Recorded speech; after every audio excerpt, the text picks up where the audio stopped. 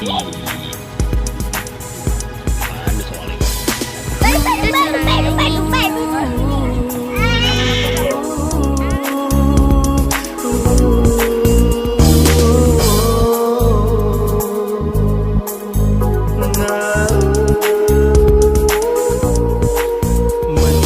air mataku, hilangnya sahabat sejati yang diam di kampku merindu persahabatan abadi.